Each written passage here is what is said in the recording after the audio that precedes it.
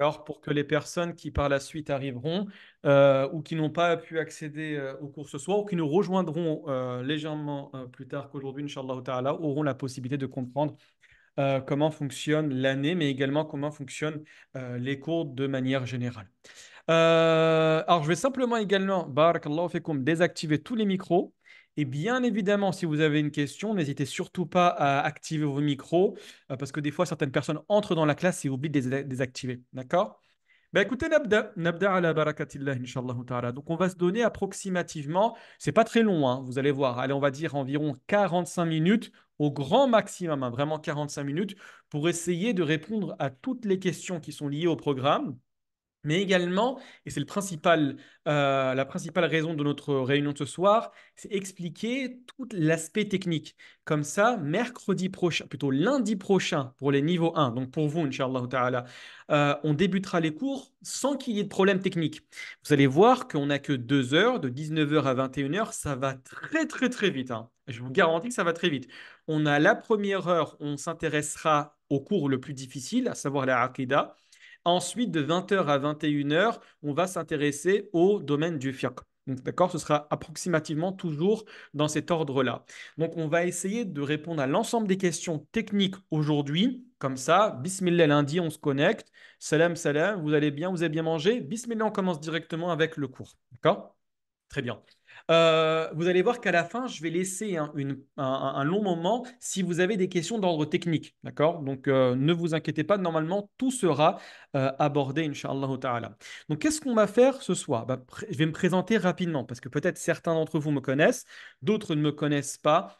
Peut-être, voilà, c'est la première fois qu'ils vont intégrer les cours en sciences islamiques. Peut-être qu'ils me connaissent simplement au niveau de mon prof d'arabe. Donc, je vais essayer de me présenter assez succinctement. Ensuite, les objectifs de ces cours-là. L'élément le plus important pour pouvoir définir convenablement une méthodologie, c'est de définir les objectifs.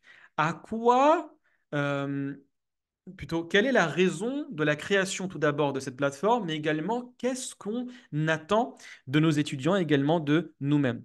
Ensuite, le programme de l'année. Là, je parle uniquement du niveau 1. Le niveau 2, on l'a déjà fait assez succinctement la dernière fois. Et ensuite, on va parler très rapidement de la plateforme, l'utilisation.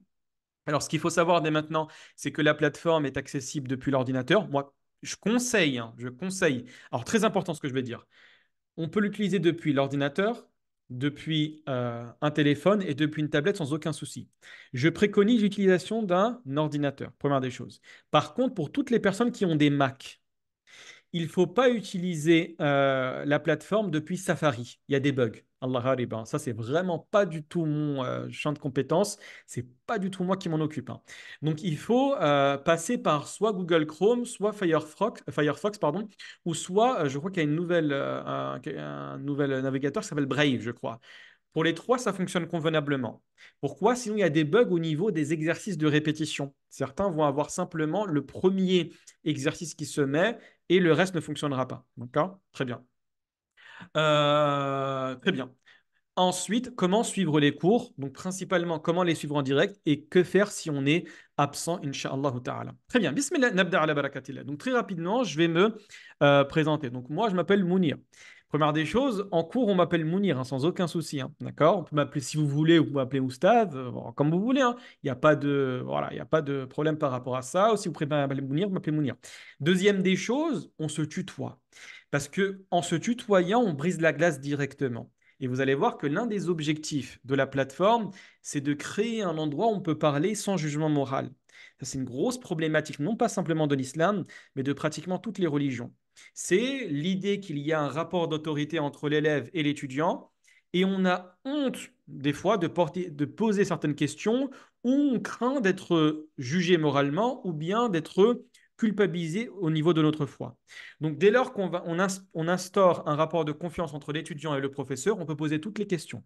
Et plus vous posez des questions, bien évidemment en lien avec le cours, hein, et tout à l'heure, je vais vous expliquer comment on pose des questions en dehors du cours, bien évidemment.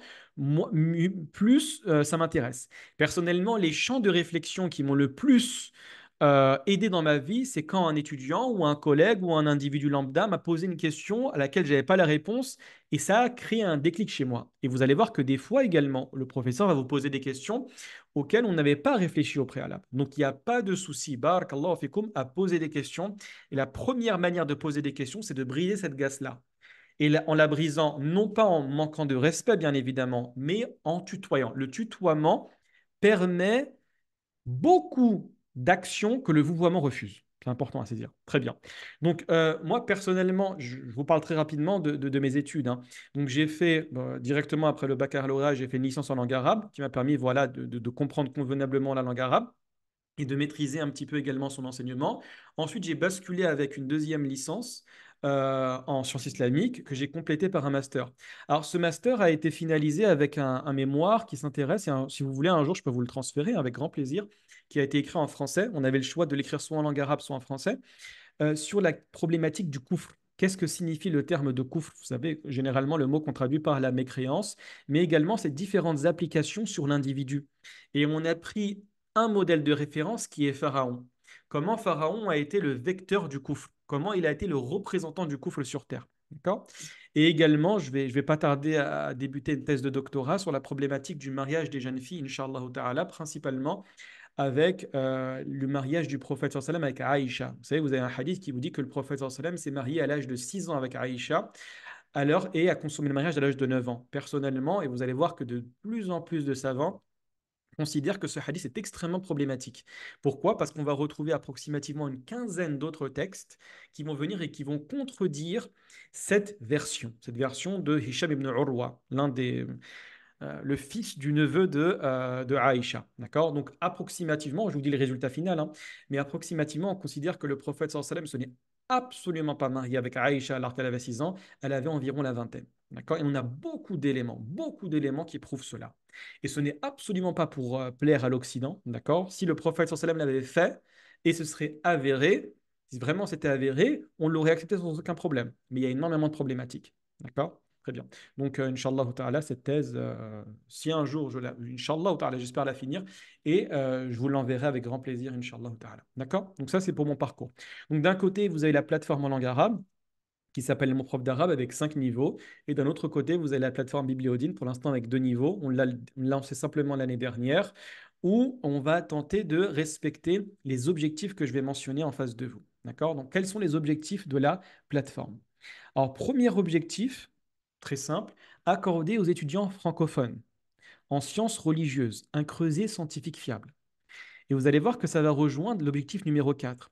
C'est-à-dire que dès lors qu'on dit un creuset scientifique, on va mettre de côté toutes les appartenances religieuses partisanes. On ne va pas présenter l'islam selon simplement un courant dominant. Absolument pas. On va tenter de le faire de manière scientifique. On va être assez neutre dans la transmission du savoir. Bien évidemment, des fois, j'ai mes propres opinions. Mais mes propres opinions, généralement, je ne vous les dis pas.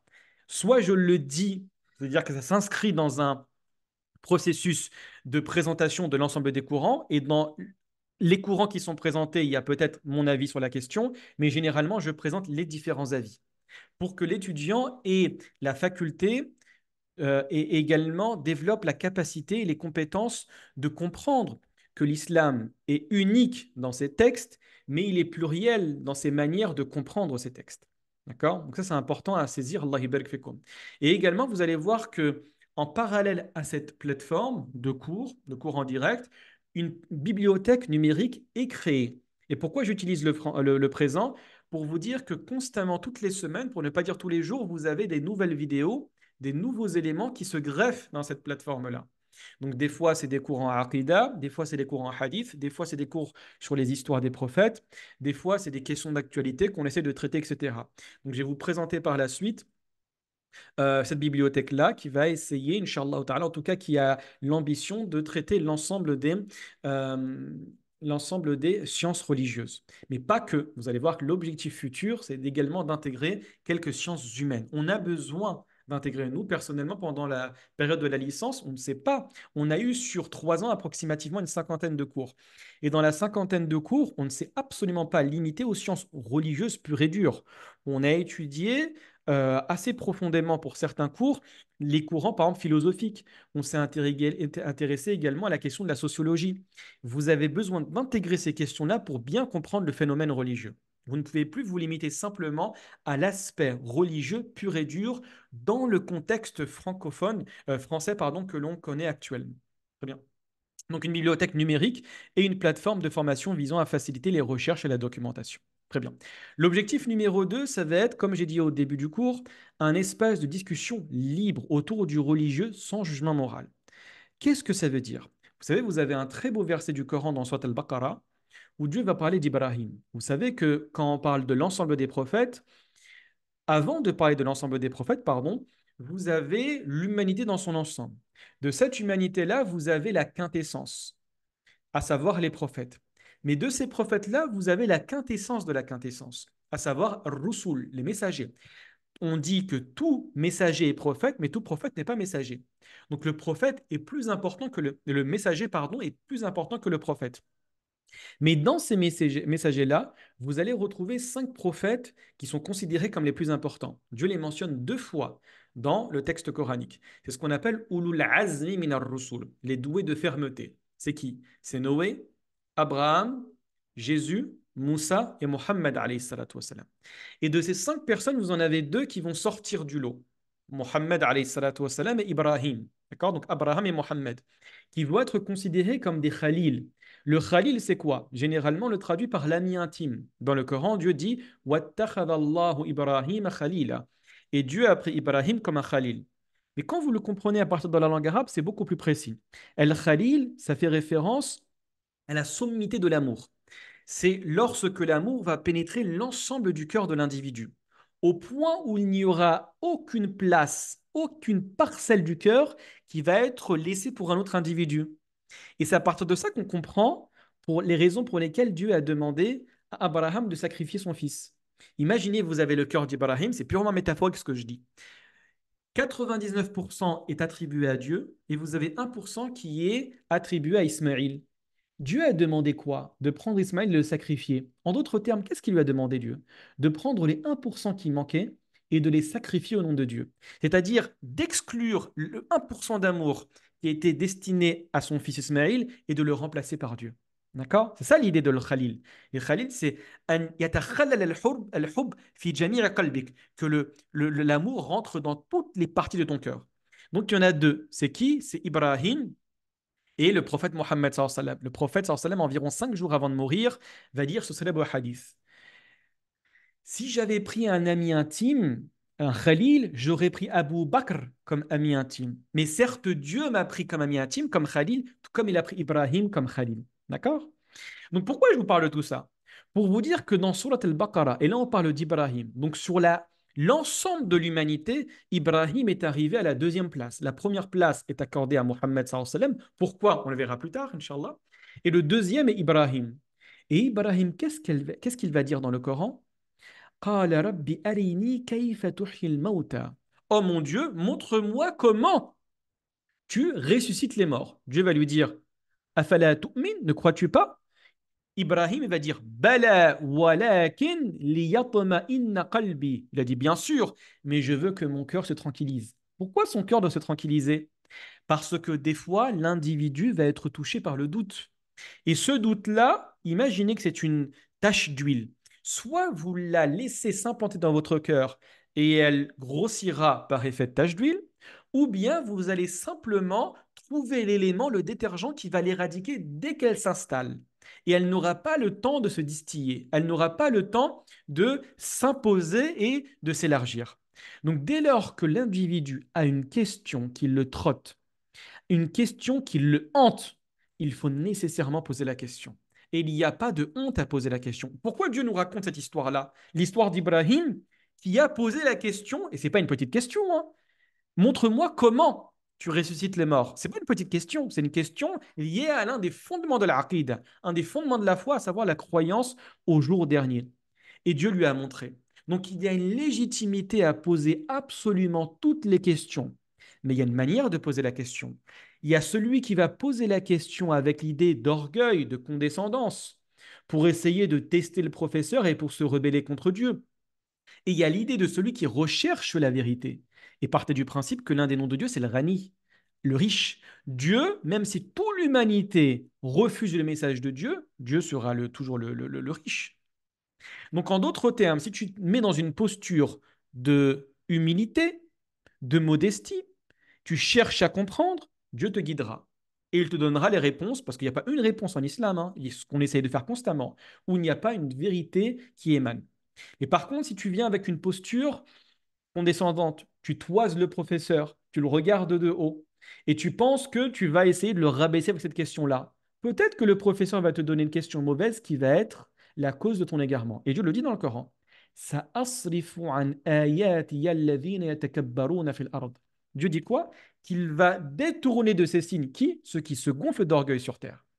Donc toujours se dire une chose, qu'il n'y a pas de culpabilité à poser une question, mais avoir une humilité à dire que je ne sais pas, et c'est à partir de mon ignorance que je vais forger l'idée et forger ma certitude, l'idée de connaître. Et vous savez, Michel de Montaigne il disait une parole que j'aime vraiment beaucoup.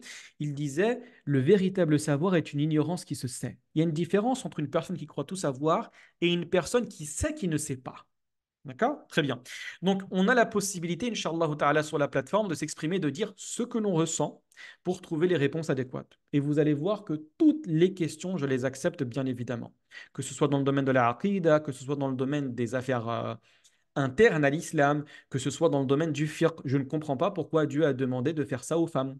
Je ne comprends pas pourquoi Dieu a demandé de faire ça aux hommes. Je ne comprends pas pourquoi Dieu a demandé d'agir de cette manière-là avec les enfants. Si tu poses la question, en levant le menton. Vous savez, l'idée de l'orgueilleux quand il lève le menton. Le Coran en parle. Hein. فَإِذَا هُمْ مُقْمَحُونَ. Dans le Coran, dans Surat Yasin. Al-Muqmah, ça fait référence au chameau qui lève la tête parce qu'il n'a pas envie de boire. Dès que son maître le force à boire, lui, il va lever la tête pour refuser de boire. Le Coran parle de l'attitude de certains négateurs qui sont muqmahun. Quand tu leur parles de la vérité, ils reconnaissent la vérité, mais ils vont se montrer comme ça. Ils vont te poser une question que tu me racontes, toi. D'accord? Avec cette idée-là.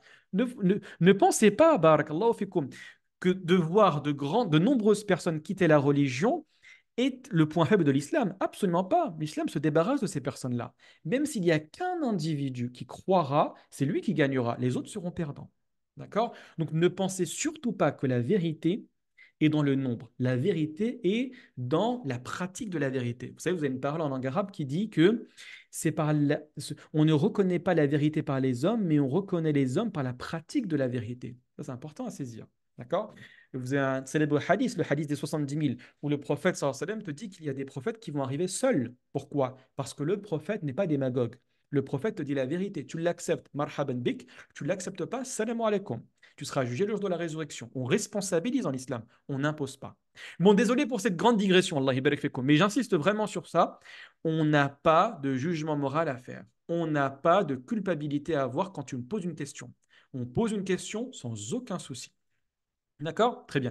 Et c'est également ce que je fais. Hein. Personnellement, je reçois pas mal de commentaires, des fois sur YouTube, etc., où j'ai toujours deux postures. Quand c'est une personne qui insulte directement et qui cherche à poser une question ou qui cherche à défier, je ne le réponds jamais.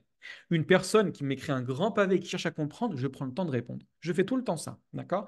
Ça ne sert à rien de perdre son temps avec des personnes qui ne cherchent pas à comprendre. D'accord? Vous avez une très belle parole de même Shafi'i qui disait, je l'ai répété plusieurs fois, à chaque fois que j'ai débattu avec quelqu'un, j'ai gagné. Et la seule personne qui m'a battu, c'est l'ignorant. D'accord? Donc, ça sert absolument à rien. Ici, c'est pas TPMP. Hein. Allah il barik fikum, hein. Très bien, on avance. Troisième objectif, promouvoir les sciences religieuses et leur accessibilité. Les sciences religieuses, comparées aux autres sciences, ce n'est pas plus difficile, ce n'est pas moins difficile. Ça demande simplement beaucoup de temps parce qu'il y a beaucoup de disciplines différentes. Et également, vous allez voir que au début, on a l'impression que ce n'est pas cohérent.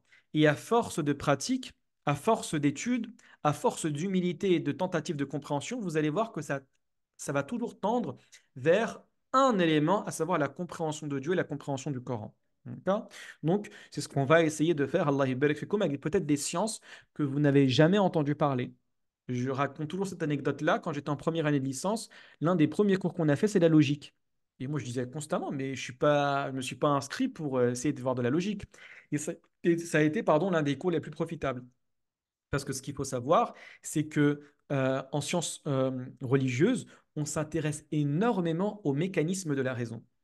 Parce qu'on part du principe qu'on est dans l'objectif de convaincre, et quand vous essayez de convaincre quelqu'un, on part également du principe que l'individu en face de vous, donc l'adversaire au moment de la discussion, n'accepte pas le texte que vous allez évoquer.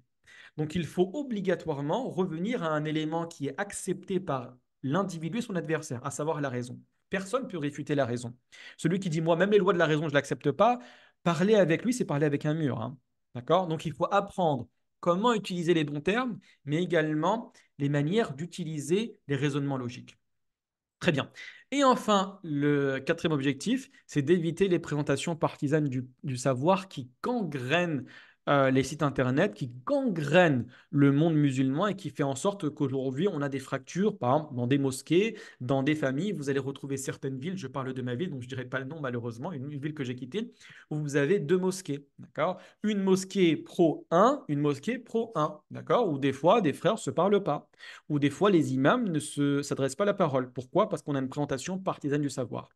Nous, on a la volonté de dire que l'islam est unique, mais il existe plusieurs compréhensions. Et dans cette compréhension, dans ces différentes compréhensions, on reste frères sous la famille de l'islam. Donc, même, j'ai dans un exemple ultime, hein, même si quelqu'un vient me voir et dit, écoute, je suis chiite, chiite duodécimain, c'est-à-dire que je considère que Abu Bakr et Omar ont volé le califat de Ali et que Ali est le wasi, c'est-à-dire le disciple du prophète sallam, celui qui devait récupérer le califat, je l'accepte dans la discussion, je l'accepte comme mon frère. Pourquoi? Parce que nous avons les bases. Certes, on a des grands différends sur des éléments extrêmement importants. Mais par contre, ça reste mon frère. D'accord. Ne pas pensez du principe que les ennemis de l'islam aiment énormément l'utilisation des différents religieux pour pouvoir servir leur intérêt. La guerre qu'il y a eu en Syrie pendant pratiquement 10 ans, vous savez que c'est ce qu'on appelle une guerre par proxy. Hein. C'est-à-dire qu'on a d'un côté les États-Unis. De l'autre côté, vous avez la Russie qui se sont fait la guerre pour pouvoir bénéficier de certains intérêts, non pas en sacrifiant leurs propres hommes, mais en attisant les dissensions, en attisant les haines religieuses entre d'un côté les sunnites et les chiites. D'accord? Vous avez 10 ans qui se sont passés, des centaines de milliers de morts des deux camps, très bien. Et maintenant, qu'est-ce qui se passe? La Syrie, Bachar el-Assad est revenu à la tête, et les liens entre les différentes, par exemple, prenez le lien entre d'un côté l'Arabie Saoudite et la Syrie, se sont rétablis. Donc, qui est le perdant de tout ça? Ben, c'est les 100 000 morts qui se sont fait exterminer. Par qui? Par les puissances étrangères. Qui ont profité de quoi? Qui ont profité de l'installation de la théorie du chaos contrôlé. On va laisser ce chaos s'installer, on va vendre les arbres au maximum, ils vont se faire la guerre, ils vont utiliser nos armes, et nous, on gagne de l'argent qu'on utilisera au casino et à Hollywood. Voilà, tout simplement. Très bien. Bismillah, on avance. Donc, présentation maintenant du programme. Bismillah. Donc, vous avez une année autour de quatre thématiques. L'année va commencer euh, la semaine prochaine, Inch'Allah ta'ala. Donc, le 30 septembre pour les niveaux 1 et le 2 octobre pour les niveaux 2, de 19h à 21h. Premier cours qu'on va avoir, c'est ce qu'on appelle la aqida. Vous allez voir que pour n'importe quel cours, la première leçon qu'on va aborder, c'est l'idée de la définition et du contenu des cours. Donc, on va parler de la définition de la aqidah. Et quand je dis philosophie, ce n'est pas la philosophie qu'on a actuellement, c'est-à-dire la vision de la religion, la philosophie de la religion, comment on doit comprendre la religion. C'est l'un des cours les plus importants. Vous n'êtes pas censé savoir que quand le prophète sallallahu alayhi wa sallam est arrivé, il est resté 13 ans à la Mecque et 10 ans à Médine. Pendant les 13 ans, il s'est attelé à faire quoi? Il s'est attelé à la tâche de transmettre une aqidah, à savoir la manière de comprendre la religion. Ça ne sert absolument à rien à dire d'une personne va prier s'il n'a pas une bonne croyance. Je préfère rester 5 ans avec une personne à lui expliquer qu'est-ce que la religion, qui est Dieu, qui est Mohammed, alayhi salatu wa salam, même s'il ne prie pas, hein, à lui parler du paradis, à lui parler de l'enfer, de la raison, de la création, etc., que dire tous les jours à une personne fais la prière alors qu'il ne comprend pas. Le premier jour où il aura la possibilité de quitter l'islam, il le fera. Très bien. Ensuite, vous avez une introduction au fiqh. Alors, le fiqh, qu'est-ce que ça veut dire? C'est le droit musulman. Par contre, le droit musulman, pour être compris convenablement, on a besoin de faire une très grosse introduction. Pour savoir, tout d'abord, la signification du terme, pourquoi il existe de la divergence, est-ce que la divergence est légitime et pourquoi les savants divergent? Vous allez voir que pratiquement sur deux, trois cours, on va s'intéresser à la problématique des textes. Vous allez me dire, mais l'islam, c'est le Coran et la Sunna, c'est vrai, mais pourquoi il existe autant de divergences? Pour des raisons extrêmement claires, extrêmement faciles à comprendre. Et Dieu a voulu la divergence. Et le prophète sallallahu alayhi wa sallam est l'émissaire de Dieu. Il est l'envoyé de Dieu, il est le messager de Dieu. Le prophète alayhi salatu wa sallam, ne va jamais contredire Dieu dans ses projets. Donc le prophète sallallahu alayhi wa sallam va avoir exactement la même attitude que Dieu a voulu pour la création, à savoir une volonté de la divergence. Une divergence, vous allez me dire, sur les fondamentaux ou sur les ramifications? Bien évidemment, sur les ramifications. On est sûr des fondamentaux, par contre, on est multiple dans la présentation des ramifications. Pourquoi? Pour deux principales raisons. Parce que l'islam est une religion qui est atemporelle, elle est opérante dans tous les lieux et à toutes les époques. C'est-à-dire que l'islam peut être appliqué par une personne qui vit au Sri Lanka en 1525. Bon, je ne sais même pas si le Sri Lanka en 1525 ça existait, je suis désolé. On va prendre la Chine il y a 1000 ans, d'accord, ça fonctionne. Tout comme un bédouin d'Arabie du 8e siècle, ça fonctionnera. Tout comme un New-Yorkais du 21e siècle. Vous êtes d'accord avec moi que c'est différent. Dans les trois environnements que je vais mentionner, il y a des différences. Mais pourquoi l'islam est applicable? Parce que l'islam se veut comme une présentation malléable des textes. Il est unique dans sa représentation, mais dans son application sur certaines questions, il accepte le caractère malléable. Il accepte également une pluralité d'interprétations. C'est ce qu'on va appeler al-dilala al-qat'iyya ou al-dilala al-dhanniyya. On verra, Inch'Allah ta'ala, pendant nos cours. Ensuite, on va s'intéresser aux grands principes. Alors, les grands principes, c'est le prolongement de la aqida. C'est essayer de répondre à des questions philosophiques que les musulmans, on va dire, hein, à travers le monde, ne maîtrisent pas convenablement. Par exemple, je vais en mentionner tout à l'heure, quelle est la signification du terme d'islam? Est-ce qu'en islam, il existe une liberté de croyance? Quelle est la signification de la causalité? Comment comprendre le châtiment dans l'au-delà? Donc, ce sont des questions qu'on va essayer de traiter. Quelle est la question de la miséricorde? Comment comprendre la miséricorde, la justice, etc. Donc, on va essayer de les évoquer. Bien évidemment, ce n'est pas exhaustif. On va en mentionner simplement quelques principes qui fondent l'islam.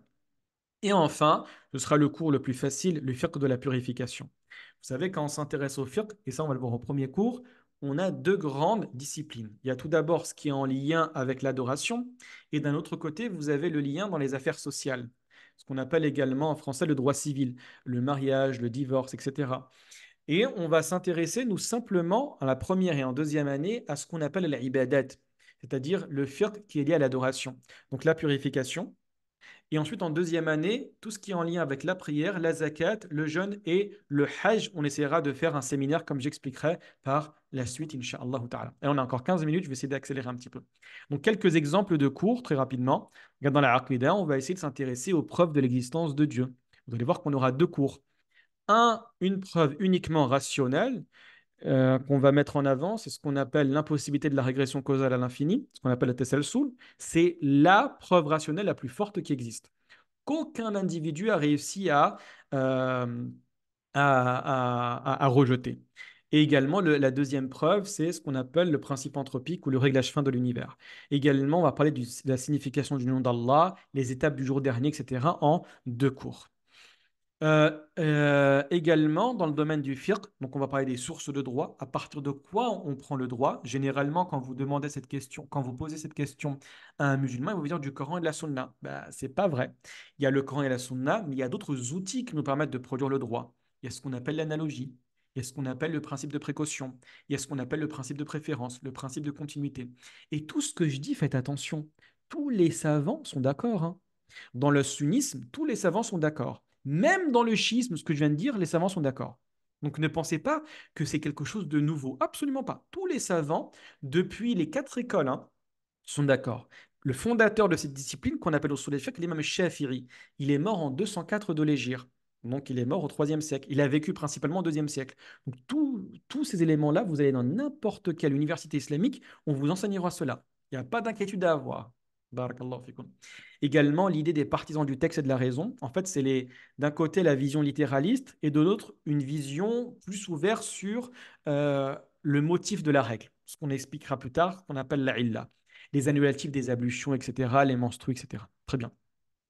Dans le domaine des grands principes, comme j'expliquais, la signification de l'islam, le terme islam, à quoi il fait référence, c'est la soumission ou c'est autre chose? Le rôle de l'être humain sur terre, ce qu'on appelle al-khilafa, à quoi cela correspond? Le principe de la miséricorde, la liberté de croyance, etc. Et vous allez voir que normalement, après chaque cours, en sortant de cette leçon, vous allez avoir une nouvelle vision sur l'islam. Par exemple, si on considère que dans l'islam, tu es obligé de croire et tu es obligé de contraindre à la religion toutes les personnes, tu vas avoir une attitude avec le non-musulman qui est problématique. Mais si d'un autre côté, on te présente à partir des textes, plus de 100 textes coraniques, qui te disent que l'individu est libre de croire ou de ne pas croire, qu'il n'y a pas d'imposition dans la religion, point de contrainte en religion. D'accord? On se rend compte que, en définitive, nous ne sommes pas là pour imposer, nous sommes là pour responsabiliser. Donc, tu vas être beaucoup plus distant dans ton imposition directe ou indirecte de l'islam à tes contemporains. Très bien, on avance. Allah yabarak fikoum. Donc, quand les cours ont lieu, ça c'est important à saisir. Donc, niveau 1, le lundi de 19h à 21h et le niveau 2, les mercredis de 19h à 21h. J'essaye toujours de ne jamais dépasser 21h pour ne mettre personne dans la gêne. Des fois, on a des accords avec le conjoint ou la conjointe et dépasser 21h, ça crée peut-être des conflits. Donc vraiment 21h, maximum 21h05. En tout cas, quand je dépasse 21h, je vous demande l'autorisation et les cours sont enregistrés. Si quelqu'un doit quitter, le cours s'arrêtera. Et si on finit pas le cours, c'est pas grave. Le cours d'après sera destiné à terminer le programme. Ne vous inquiétez pas par rapport à ça. Et on se connecte depuis l'espace étudiant. Je l'évoquerai tout à l'heure comment le faire. D'accord? Alhamdoulilah, c'est juste là. Donc, vous allez rentrer dans Bibliodine. Vous avez ici le menu, ma classe virtuelle. Vous cliquez sur ma classe virtuelle. Vous avez l'image qui est là. Il suffit de cliquer sur l'image et ça vous renverra directement sur Zoom. D'où l'importance de télécharger Zoom depuis sur votre téléphone ou sur votre tablette. Sinon, ça ne fonctionnera pas, bien évidemment. Très bien. On avance. Comment se déroulent les cours? Les cours en direct sont bien évidemment sur Zoom. Les téléchargements des PDF, les exercices et les questions, les quiz sont directement réalisés sur la plateforme Bibliodine. Donc, je vous montrerai les étapes à respecter pour pouvoir faire convenablement les devoirs. Très bien. Maintenant, on va parler de la plateforme Bibliodine, comment elle se présente. Donc, le contenu de chaque cours, que ce soit au niveau 1 ou au niveau 2, est constamment le même. La première des choses, vous avez ma leçon de Aqidah ou ma leçon de Fiqh, etc. Ensuite, vous avez J'apprends mon cours.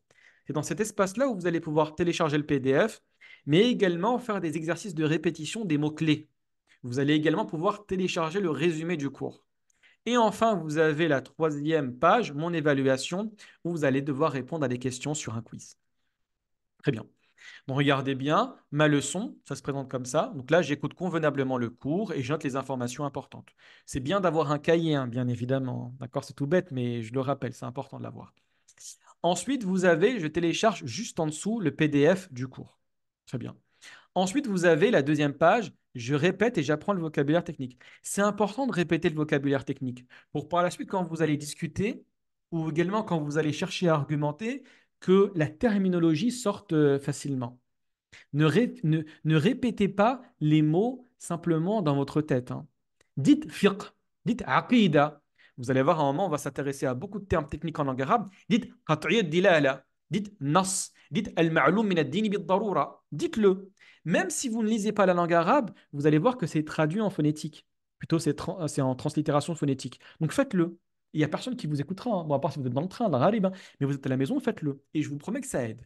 Et vous avez une argumentation par la suite où vous serez respecté. D'accord? C'est pas j'ai entendu dans le cours, il y avait un truc qui ressemblait à un texte obligatoire. Là, on ne te prend pas au sérieux.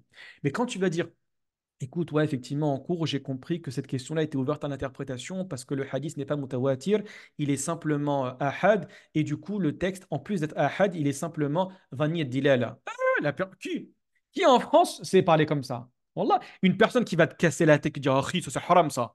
Tu lui parles comme ça, il va dire, t'as pas l'heure, s'il te plaît, je dois partir. Ah, je te le garantis, je te le garantis. Il va arrêter de te casser la tête. D'accord? Allah yubarak fikum. Très bien, on avance. Ensuite, je télécharge le résumé en PDF. D'accord? Je réponds aux questions du quiz. Donc, relativement simple, les questions du quiz, bien évidemment. On avance. Dois-je faire autre chose? Oui, c'est pas obligatoire, mais je le conseille fortement. Les cours en direct et sur la plateforme représentent le condensé du cours. Vous êtes d'accord avec moi que sur des questions sensibles, on ne va pas dire absolument tout. On va s'intéresser uniquement à l'essentiel, sachant qu'on est au premier niveau. Donc, vous allez retrouver le condensé du cours. Bien évidemment, je donnerai le temps qu'il faut pour répondre aux questions.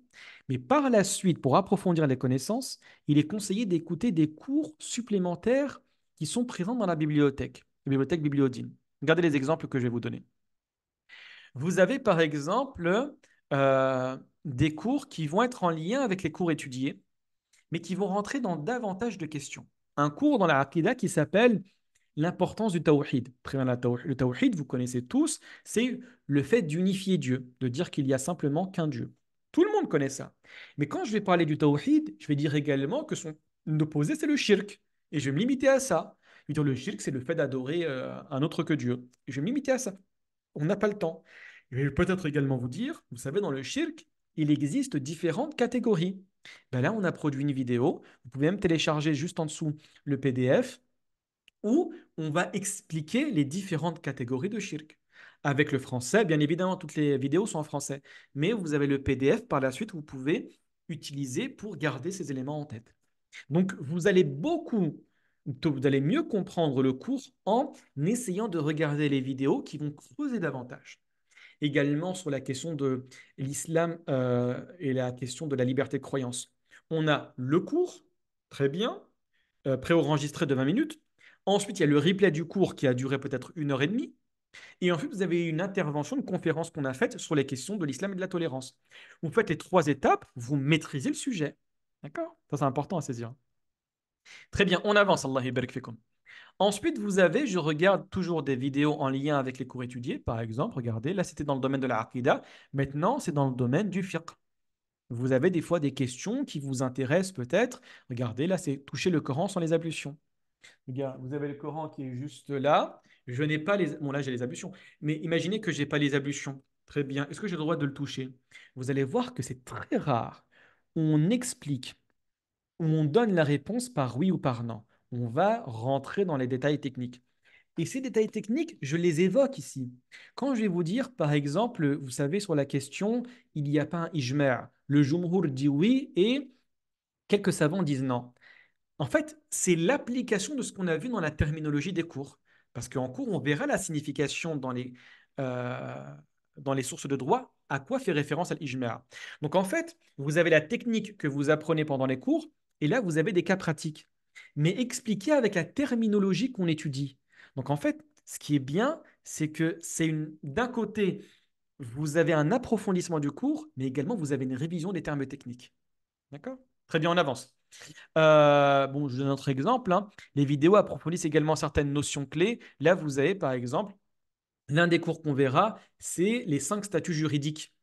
Le wajib, le mandoub, le mubah, le makruh et le haram. À savoir l'obligatoire, le recommandé, le permis, le détestable et l'interdit. Je vous l'évoquerai rapidement, hein. Voilà, ça c'est haram, ça veut dire quoi le haram? Très bien, ça veut dire quoi mubah, ça veut dire quoi wajib. Mais dans les détails, est-ce qu'il y a des vidéos qui rentrent effectivement dans davantage d'éclaircissement et d'approfondissement? Ben oui, il en existe. Regardez, par exemple, là, simplement sur la question du mandoub, on a fait 5 vidéos. D'accord? Donc, n'hésitez pas à approfondir. Vous avez une barre, par exemple, vous voulez chercher le terme de shirk. Vous avez dans la bibliothèque une barre de recherche, vous écrivez shirk, d'accord? Écrivez également peut-être en français si ça ne sort pas, et vous avez toutes les vidéos qui traitent de ces questions-là. D'accord? Et comme je vous ai dit, si lundi, vous n'avez pas cette question qui est présente dans la bibliothèque, essayez une semaine plus tard. Parce que tous les jours, bon, tous les jours, tous les 2 jours, vous avez des fois des vidéos qui, pas des fois, des vidéos qui se rajoutent. D'accord? Également des vidéos sur des sujets d'actualité, mais également dans le prolongement de ce qu'on a vu. Par exemple, une question qui revient constamment, et vous avez une partie qui s'intéresse uniquement aux femmes, hein. Le firq pour elles. Parce que vous avez beaucoup de questions, où, malheureusement, on lèse les femmes. Vraiment, on lèse les femmes. Partez du principe que c'est une réalité, qu'on la veuille ou qu'on la veuille pas, Allah Ghalib, c'est comme ça.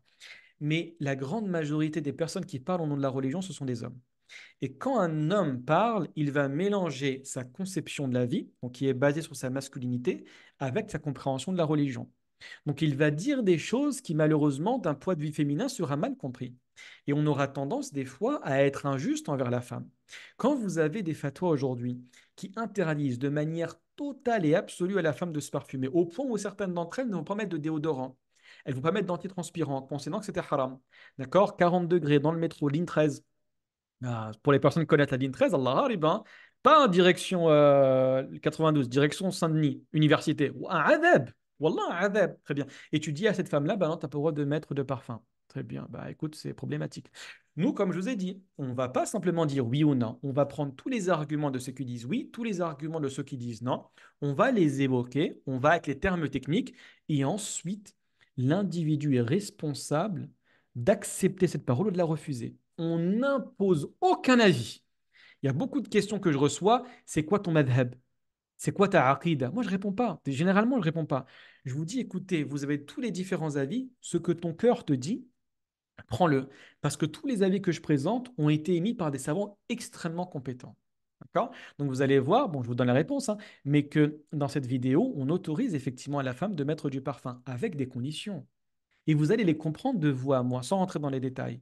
Regardez bien, sans connaître les bases de l'islam, hein, une femme qui va mettre du parfum, même un homme, gars, qui met du parfum, dans le but de séduire, dans le but de tenter, il en met tellement que toutes les personnes vont le regarder, vont l'applaudir et vont aller chercher son numéro. Bah, t'as pas le droit, mon ami.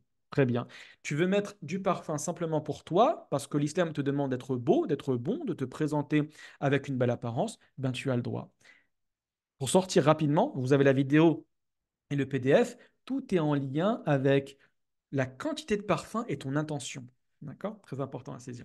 Allah Hibberk fait comme on avance. D'autres vidéos qui sont en lien avec des sujets d'actualité, par exemple, ton organe. On a fait une conférence à l'Institut Chatibi de Stein, où je travaille également, hein, en tant que prof d'arabe et prof de sciences islamiques, sur la question du don d'organe. On a le droit, on n'a pas le droit en islam. Ben, écoutez, ce qu'on a fait, c'est qu'on a présenté également les deux avis. Ceux qui disent oui, ceux qui disent non. On a pris bien évidemment l'avis des personnes qui disent oui, parce qu'aujourd'hui, il est extrêmement majoritaire. On a donné toutes les... Alors, pas les savants qui disent oui, mais plutôt les instances de savants qui disent oui. Vous allez voir que c'est pratiquement tout à travers le monde, hein. Ceux qui ont interdit maintenant, c'est une minorité, hein. Ne soyez pas leurrés par les messages que vous recevez ou des fois des publications Instagram ou TikTok ou je ne sais quoi. L'écrasante majorité autorise, avec bien évidemment certaines conditions. Très bien. On avance. Donc toujours la même chose, hein. Par exemple, là, c'est des vidéos sur la question de la logique. D'accord? Donc toujours pour en Aqidah, c'est important des fois, je vais dire le terme de le mustahil. Vous allez voir que l'un des cours, c'est le possible, plutôt le nécessaire, le contingent et l'impossible. Et je rentrerai un petit peu dans les détails, mais il manquera certaines notions clés. Ben, essayez d'aller voir dans les règles de la logique, parce qu'on va les traiter davantage. Très bien. Également, vous avez sur la bibliothèque, si vous avez envie d'apprendre certains passages du Coran, des passages. Alors, ce n'est pas des sourates. Les sourates, je vais les rajouter au fur et à mesure. Mais généralement, c'est des passages. On a commencé par Surat al-Baqarah. Vous voulez apprendre le verset du trône? Bah tiens, bismillah, apprends le verset du trône. Et vous pouvez même envoyer la récitation pour que je vous la corrige si vous désirez. Vous voulez apprendre les deux derniers versets de Surat al-Baqarah? Bismillah. Les 5 premiers versets de Surat al-Baqarah? Bismillah. Vous voulez apprendre quelques beaux versets dans Surat Ali Imran? Bismillah. En général, ils sont tous mentionnés en fonction des sourates. Vous les apprenez. Bon, là, j'ai pas mis de PDF, hein, parce que vous avez le Coran à la maison et ensuite vous me récitez. Moi, je vous corrige, Inch'Allah, avec grand plaisir. Très bien. Autre chose, on a le temps encore ou pas? Ah, je suis désolé, je prends encore peut-être 10 minutes. Vraiment désolé, hein, je parle beaucoup aujourd'hui. Khayr, Inch'Allah.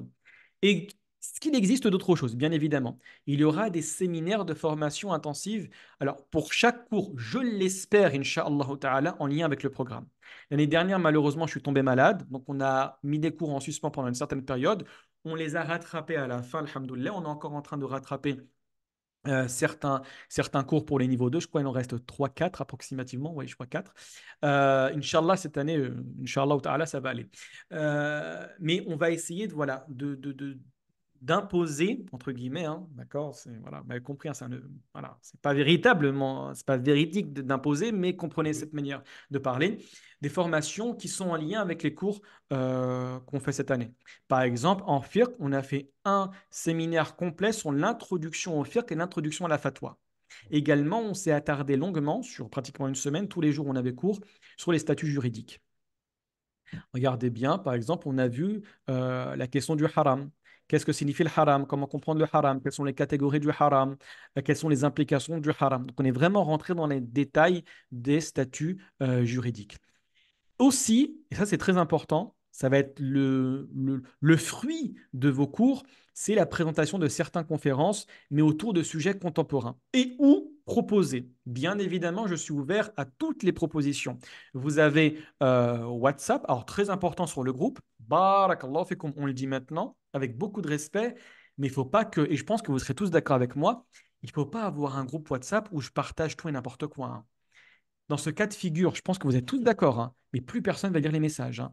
C'est ça que l'année dernière, en tout début d'année, malheureusement, j'ai dû limiter les accès, hein, au groupe. C'était n'importe quoi au début, parce que c'était de ma faute. Je n'avais pas précisé ces termes-là. On envoyait une vidéo, les doigts du matin, les doigts du soir. Des fois, c'est des vidéos rigolotes. Je dis, oh, donc on a limité. Après, j'ai simplement choisi deux personnes que je connaissais très bien, ou deux ou trois personnes, je ne sais plus, en tant qu'administrateur. Après, on a remis les choses un petit peu au clair et on a ouvert à tout le monde et ça s'est très bien passé par la suite. Donc, on essaie de faire la même chose. Si vous avez une question que vous considérez légitime pour l'ensemble de la classe, posez-la sur le groupe. Si c'est une question qui est d'ordre technique ou qui est simplement liée à votre propre personne, ne la posez pas en groupe. Je vais expliquer comment, et même pas sur WhatsApp, ne la posez pas par WhatsApp. Moi, je suis assez négligent maintenant sur WhatsApp. Il faudra utiliser la plateforme. Je vais expliquer comment on le fait. Donc, par exemple, les conférences qu'on a fait, pourquoi l'en faire? D'accord? Qui nous a pris approximativement 1 heure et demie. On a fait également une conférence sur la mort du prophète sallallahu alayhi wa sallam jusqu'aux Omeyyades. Donc, on a présenté l'histoire du califat bien guidé en environ pratiquement 2 heures et quart, hein, ça nous a pris. Et vous allez voir que c'était un résumé, hein. Maintenant, ce qu'on va faire, c'est les autres conférences. On va prendre chaque étape et on va essayer de les présenter avec beaucoup plus de détails. On avance. Comment accéder aux conférences? Ben, vous allez dans le menu et vous avez un espace Mon accès aux conférences, tout comme vous avez un accès Mon accès au séminaire. Donc vous cliquez et ensuite vous avez l'image qui apparaît et faites très attention. Le lien Zoom est un autre lien Zoom. Donc il faudra cliquer ici et ça vous enverra vers un nouveau lien Zoom spécialement créé pour l'occasion. Très bien, on avance. Donc maintenant l'assistance. Quand je ne comprends pas ou pour toute autre question, qu'est-ce que je dois faire? Donc, pour poser toutes vos questions via la plateforme. Allah yubarik fikum, hein. Comment on fait via la plateforme? Alors, avant d'expliquer, surtout pas hésiter. Il n'y a pas de chouma. Sur la plateforme, il n'y a que moi qui vous écoutera, hein. Des fois, c'est vrai, pendant le cours, on a honte de poser les questions, surtout pendant les premières heures. On se dit, on ne se connaît pas très bien, on a honte d'évoquer certains sujets, j'ai pas envie de parler, de faire des fautes. Pas de souci, Harry. Il n'y a pas de problème. Et fais l'effort de poser la question. Comment on fait pour poser la question? Vous allez dans le menu et vous avez un espace Je pose une question. Par contre, là, prenez même des notes, hein, sur comment envoyer la question. Vous allez ici, vous avez l'image, je pose ma question. Première étape, j'enregistre ma question. Vous cliquez, n'envoyez pas des questions à l'écrit, s'il vous plaît. Pourquoi? Parce que quand vous envoyez une question à l'écrit, je suis contraint d'y répondre à l'écrit. Et ça me prend énormément de temps. Des fois, c'est des questions de certaines personnes. Donne-moi les avis des quatre imams. Bon, en général, je ne réponds pas quand c'est comme ça, hein. D'accord? Je réponds de manière assez polie pour dire ça, c'est un livre, hein, que je dois te diriger vers un livre, hein. D'accord? Et je ne vais pas m'amuser, bien évidemment, à passer 3 heures à écrire tous les avis, hein, bien évidemment. Donc, ici, comment ça se passe? Vous cliquez. En tout cas, il n'y a pas la possibilité d'envoyer un message à l'écrit. Vous cliquez, vous me posez la question à l'écrit. D'accord? Ensuite, deuxième étape, j'envoie ma question. Mais comment vous envoyez la question? Parce que l'enregistrer, c'est pas l'envoyer. Vous allez dans évaluation. Aller dans l'évaluation, c'est quoi? Je vais vous faire un test, hein, tout de suite, hein. Vous allez tout en haut. Il y aura écrit évaluation. Vous cliquez sur évaluation. Ensuite, vous cliquez sur demander une correction. Ensuite, vous allez choisir le fichier audio de la question, vous le sélectionnez et vous l'envoyez. Quand vous envoyez de cette manière-là, j'ai obligatoirement, euh, plutôt, je n'ai pas le choix que de répondre à la question. Sur WhatsApp, malheureusement, des fois, on reçoit beaucoup de messages et on oublie. Et vraiment, des fois, je suis désolé de ne pas répondre. C'est vraiment des oublis de ma part. Quand vous envoyez une question depuis la plateforme, je ne peux pas oublier parce que tant que je n'ai pas répondu, la notification est présente. D'accord? Donc n'hésitez pas, Allah barik fikoum. Alors, mais très rapidement, je vous montre comment on envoie directement depuis la plateforme. Regardez bien. Là, normalement, vous voyez la page qui se manifeste en face de vous, hein. D'accord? Donc, c'est l'accès à la plateforme. Vous allez, comme je l'ai dit, dans l'évaluation, vous cliquez ici. Ensuite, vous allez dans demander une correction. Non, ce qu'on va faire avant, regardez, sinon ça ne va pas marcher. Parce que sinon ça ne va pas être bon. Je suis désolé, hein. Vous allez tout d'abord dans je pose une question. D'accord? C'est cette page-là. Vous allez ici, j'enregistre ma question. Donc, salam alaikum. Très bien. Vous validez. Donc, vous réécoutez la question et vous la validez. D'accord? Vous la validez ici. Là, c'est enregistré. Là, on vous descendez, on vous dit quoi? Allez à évaluation, demandez une correction, choisir le fichier au lieu de la question. Donc, qu'est-ce que vous faites? Vous montez, évaluation, ensuite, demandez une correction, ensuite, regardez bien, c'est pas la peine d'écrire sujet ici, hein. Ça sert absolument à rien. Si vous voulez le faire, bismillah, mais ça sert à rien. Vous allez, regardez bien, dans cette partie-là, sélectionnez un fichier audio, surtout pas ici. Vous cherchez ici. Regardez bien, vous allez chercher. Alors ça c'est important, Allah yabarak fikum. On est dans on est dans la formation, on n'est pas dans Je parle arabe. On est dans Bibliodine. Donc là, si vous êtes dans Je parle arabe, vous n'allez jamais rien trouver. Donc il faudra descendre tout en bas, Bibliodine. Vous avez vu ici, Bibliodine. La question, je pose une question. Vous cliquez. Je vais vous partager l'audio ici. Vous allez voir si c'est la bonne question. Normalement, vous allez entendre salam alaikum.